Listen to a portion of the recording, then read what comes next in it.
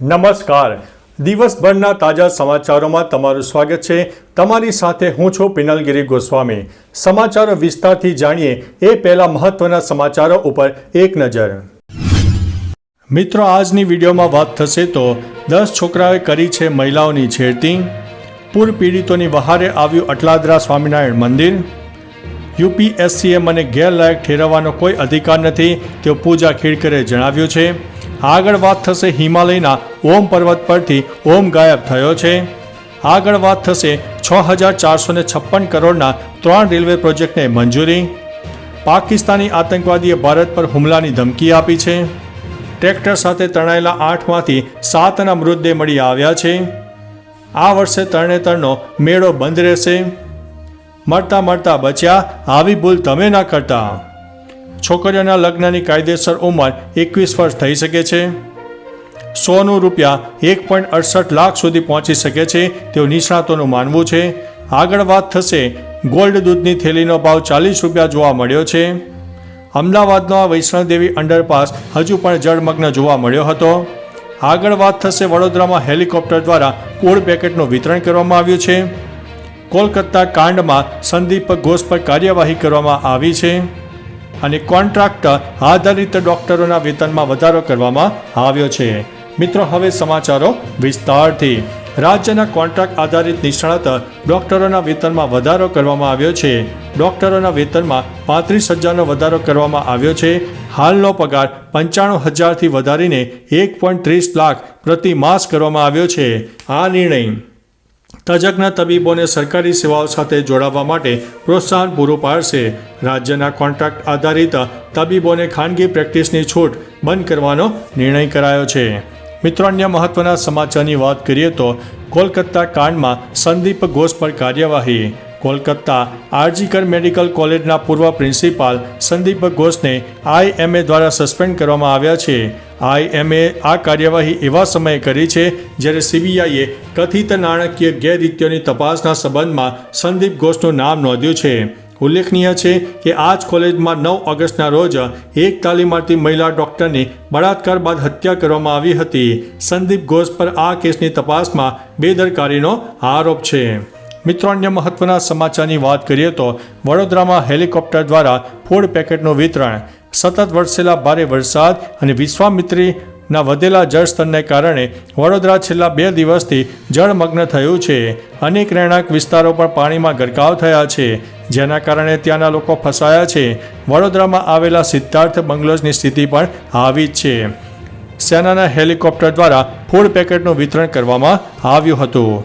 મિત્રો, અન્ય મહત્વના સમાચારની વાત કરીએ તો અમદાવાદ વૈષ્ણોદેવી અંડરપાસ હજુ પણ જળમગ્ન. 2 દિવસ પહેલા અમદાવાદમાં પડેલા મુશળધાર વરસાદને કારણે અનેક વિસ્તારો જળમગ્ન થયા છે. લગભગ બધે પાણી ધીમે ધીમે ઓસરી રહ્યા છે. આમ છતાં સરદાર પટેલ રિંગ રોડ પર આવેલા વૈષ્ણોદેવી અંડરપાસ હજુ પણ પાણીમાં ગરકાવ છે. અંડરપાસમાં છલોછલ પાણી ભરેલું હતું, જેના લીધે 3 દિવસથી સેંકડો વાહન ચાલકો હેરાન થઈ ગયા છે. તંત્ર દ્વારા હવે પંપની મદદથી પાણી ઉલેચવાની કામગીરી હાથ ધરવામાં આવી છે. મિત્રો, અન્ય મહત્વના સમાચારની વાત કરીએ તો ગોલ્ડ દૂધની થેલીનો ભાવ 40 રૂપિયા. વડોદરામાં પૂરગ્રસ્ત વિસ્તારોમાં તક સાધુઓએ લાભ લીધો છે તેવો એક વિડીયો સામે આવ્યો છે. વિડીયોમાં એક ગ્રાહક ગોલ્ડની થેલી માગી રહ્યો છે. દુકાનદાર ગોલ્ડની દૂધની થેલીનો ભાવ 40 રૂપિયા કરી દીધો છે તેમ કહી રહ્યો છે. ઉલ્લેખનીય છે કે વડોદરામાં ભારે વરસાદને કારણે જીવન જરૂરિયાતની વસ્તુઓ માટે ફાંફા પડી રહ્યા છે. ખાસ કરીને દૂધ તેમજ શાકભાજી લેવા માટે લોકોની લાંબી લાઈનો જોવા મળી રહી છે. મિત્રો, અન્ય મહત્વના સમાચારની વાત કરીએ તો સોનું 1.68 લાખ સુધી પહોંચશે તેવું નિષ્ણાતોએ જણાવ્યું છે.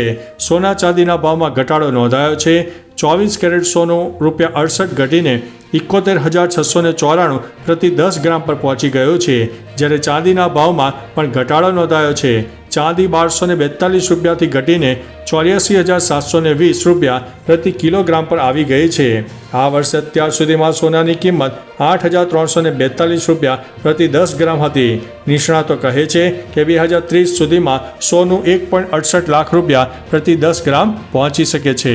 મિત્રો, અન્ય મહત્વના સમાચારની વાત કરીએ તો છોકરીઓના લગ્નની કાયદેસર ઉંમર 21 વર્ષ થશે. હિમાચલ પ્રદેશની કોંગ્રેસ સરકારે છોકરીઓ માટે લગ્નની કાયદેસર ઉંમર 18 વર્ષથી વધારીને 21 વર્ષ કરી દીધી છે. બિલ વિધાનસભામાં પસાર થઈ ગયો છે. હવે તેને રાજ્યપાલને મોકલવામાં આવી રહ્યું છે.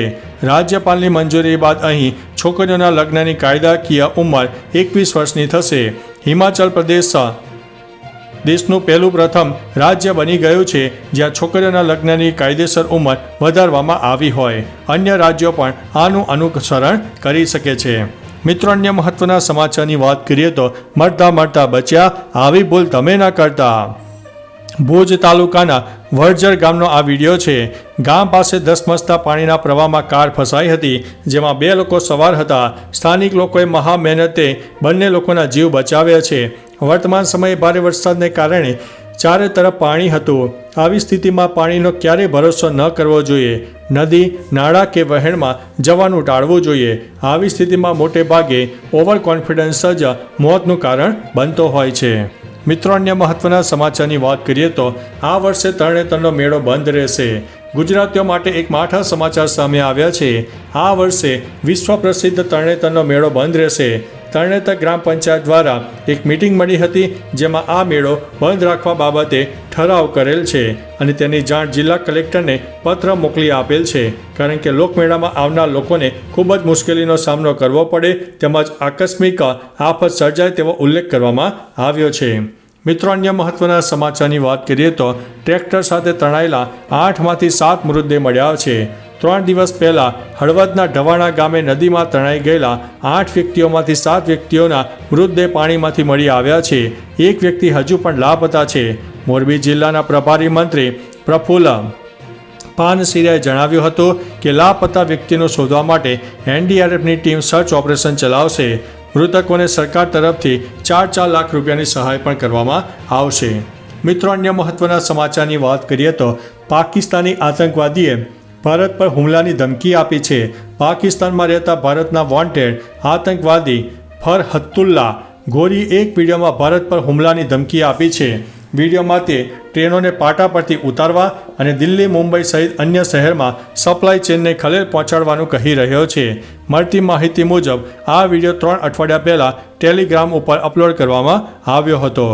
મિત્રો, અન્ય મહત્વના સમાચારની વાત કરીએ તો 6,456 કરોડના 3 રેલવે પ્રોજેક્ટને મંજૂરી. કેન્દ્ર સરકારે 6,456 કરોડના 3 રેલવે પ્રોજેક્ટને મંજૂરી આપી દીધી છે. આર્થિક બાબતોની કેબિનેટ સમિતિએ બુધવારે આ મંજૂરી આપી છે, જેમાં 2 નવી રેલવે લાઇન અને મલ્ટી ટ્રેકિંગ પ્રોજેક્ટનો સમાવેશ થાય છે. આ પ્રોજેક્ટ ઓડિશા, ઝારખંડ, પશ્ચિમ બંગાળ અને છત્તીસગઢને આવરી લેશે. આ 4 રાજ્યોના 7 જિલ્લાઓને આવરી લેતા પ્રોજેક્ટ ભારતીય રેલવેના હાલમાં નેટવર્કમાં અંદાજિત 300 કિલોમીટરનો ઉમેરો કરશે. મિત્રો, અન્ય મહત્વના સમાચારની વાત કરીએ તો હિમાલયના 30 ઓમ પર્વત પરથી ઓમ ગાયબ થયો છે. ઉત્તરાખંડના પિથોરગઢમાં આવેલા વિશ્વ પ્રસિદ્ધ ઓમ પર્વત પરથી બરફ સંપૂર્ણપણે પીગળી ગયો છે. બરફ પીગળવાને કારણે ઓમનો આકાર પણ સંપૂર્ણ રીતે ગાયબ થઈ ગયો છે. હવે માત્ર કાળો પર્વત જ દેખાઈ રહ્યો છે. ઓમ પર્વત સદીઓથી લોકોની આસ્થાનું કેન્દ્ર છે. આવું થવા પાછળનું કારણ ગ્લોબલ વોર્મિંગ માનવામાં આવી રહ્યું છે. આ તસવીરો વાયરલ થઈ રહી છે. કેટલાક લોકો આને અશુભ સંકેત પણ માની રહ્યા છે. મિત્રો, અન્ય મહત્વના સમાચારની વાત કરીએ તો યુપીએસસીએ મને ગેરલાયક ઠેરવવાનો કોઈ અધિકાર નથી, તેવું પૂજા ખેડકરે જણાવ્યું છે. ભૂતપૂર્વ તાલીમાર્થી આઈએએસ ઓફિસર પૂજા ખેડકરે દિલ્હી હાઈકોર્ટમાં તેની ગેરલાયકતાને પડકારી છે અને કહ્યું છે કે યુપીએસસી પાસે તેની સામે પગલાં લેવાની અને તેને ગેરકાયદેસર અને ગેરલાયક ઠેરવવાની સત્તા નથી.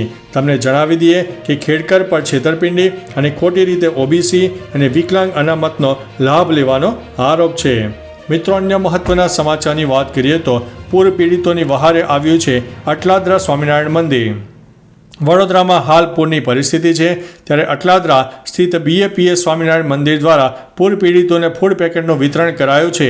સ્વામિનારાયણ મંદિરના 40 જેટલા સ્વયંસેવકો આખા વડોદરામાં ફરીને જરૂરિયાતમંદોને છેલ્લા 3 દિવસથી ફૂડ પેકેટનું વિતરણ કરી રહ્યા છે. 10,000થી વધુ લોકોને ખીચડીનું વિતરણ કરાયું છે. મિત્રો, અન્ય મહત્વના સમાચારની વાત કરીએ તો 10 છોકરાઓએ કરી છે મહિલાની છેડતી. ઉત્તરાખંડના હલ્દવાનીમાં 10 છોકરાઓ દ્વારા 2 મહિલાઓની છેડતીનો મામલો સામે આવ્યો છે. સોશિયલ મીડિયા પર વાયરલ થઈ રહેલા એક વિડીયોમાં જોવા મળી રહ્યું છે કે યુવતીઓ રાત્રે પોતાની કારમાં જઈ રહી હતી ત્યારે એક કાળી સ્કોર્પિયોએ તેમનો રસ્તો રોકવાનો પ્રયાસ કર્યો. થોડી વાર પછી બીજી કાર ત્યાંથી પસાર થઈ, જેમાં 2 છોકરાઓ બંને ગેટ પર લટકીને મહિલાઓ પર અભદ્ર ટિપ્પણીઓ કરી રહ્યા હતા. તો ચાલો મિત્રો, ફરીથી દેશ અને દુનિયાના સુપરફાસ્ટ સમાચાર લઈને મળતા રહીશો. ત્યાં સુધી અમને રજા આપશો. નમસ્તે.